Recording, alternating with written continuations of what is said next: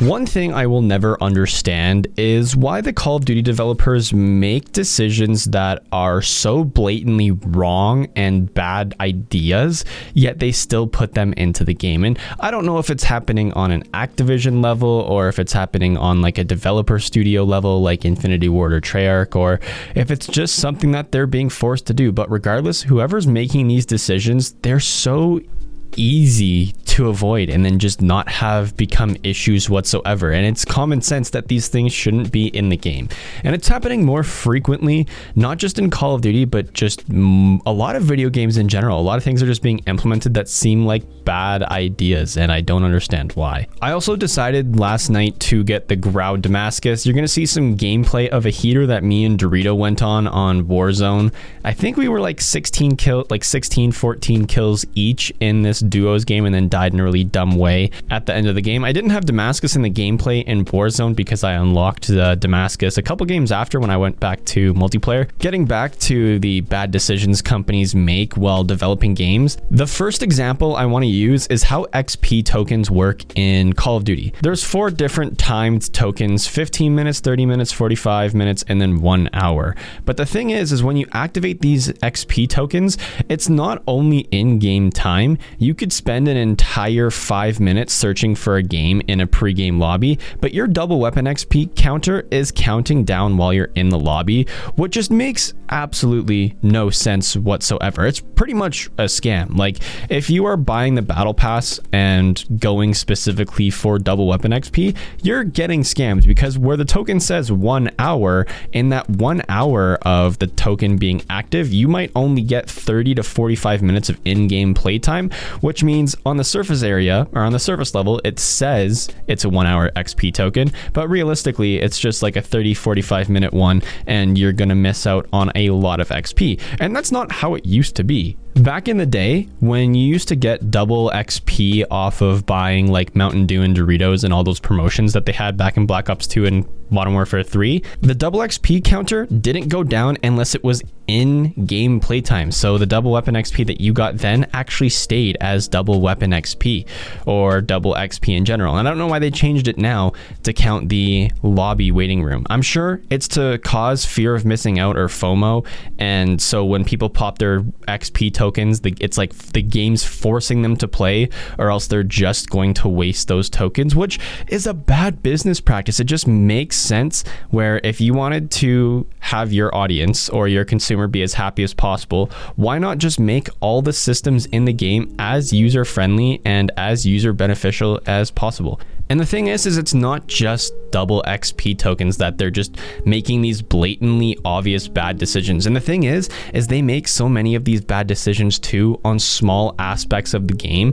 I'm pretty sure these small things all add up into the big picture, into the big issues like SBMM. And this is partially some of the reason why people are so negative and dislike Call of Duty nowadays. The next thing, the playlists in Call of Duty. For example, let's look at Shipment 24/7 in Modern Warfare 2019. The thing is there should always be just a strict Shipment 24/7 playlist, especially with how popular Shipment has been throughout the life cycle of Modern Warfare 2019. And Modern Warfare 2019 isn't the main Call of Duty anymore, so why wouldn't they just have Shipment 24/7 as a playlist to make those happy that still play the game? The worst thing ever is trying to do Damascus grinding and being in the shoot the ship 24/7 playlist and just constantly having to lobby shop for shipment. It doesn't make the experience fun.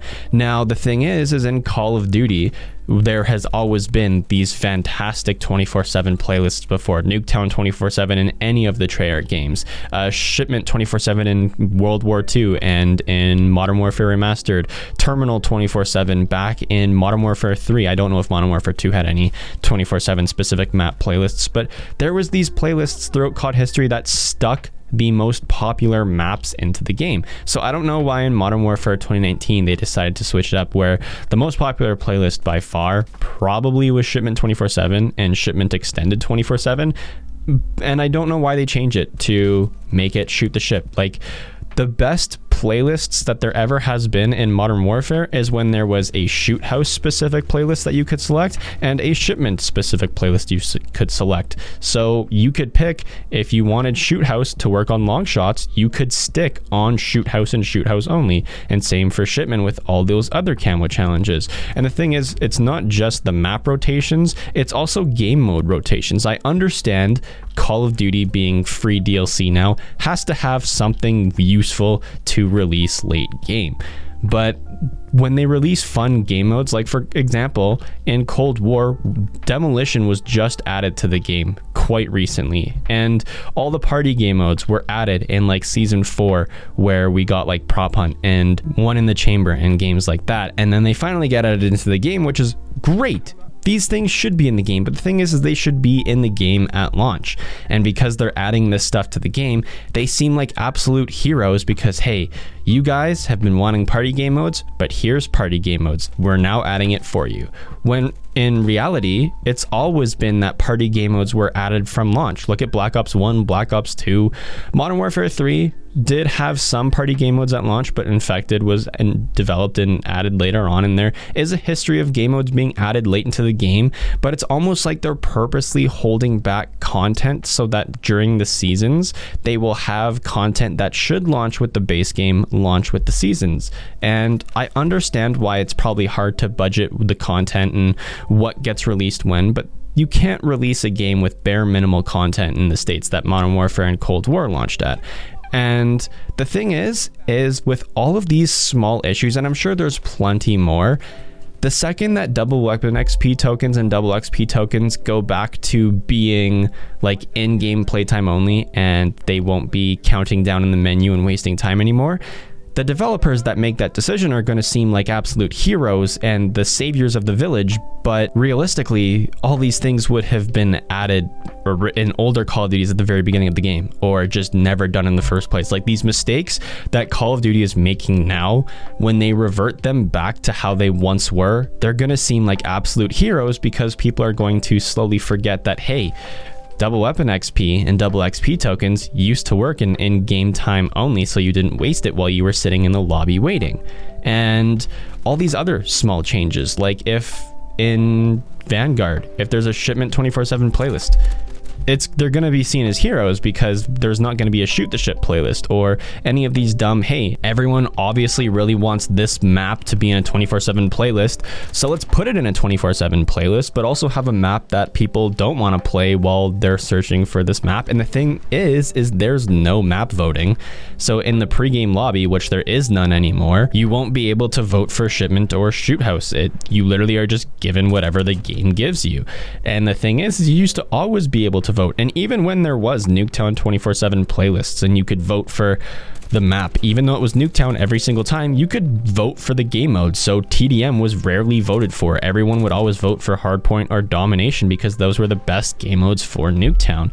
And I wouldn't be surprised if map voting is reintroduced to Call of Duty within the next couple years because people want it so much, and the lobbies will stop disbanding after every single game.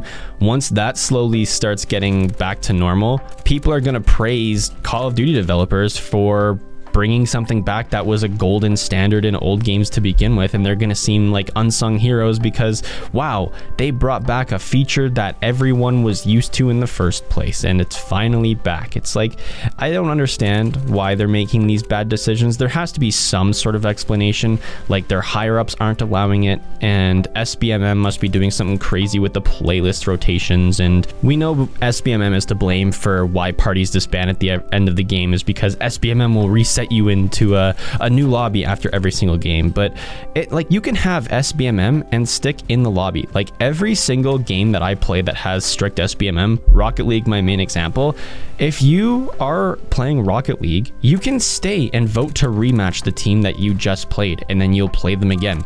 And that's in a game where skill-based matchmaking or ranked base matchmaking, whatever it is in that game, is like 10 times stronger than COD. So I don't know why like other companies can get it so right so easily, and then Call of Duty seems so out of touch with some of these basic decisions. And it's not just the ones I mentioned in this video. I'm sure there's plenty more. Anyway, that's gonna be the video for today. Leave a like if you guys did enjoy, dislike if you didn't, subscribe for videos in the future.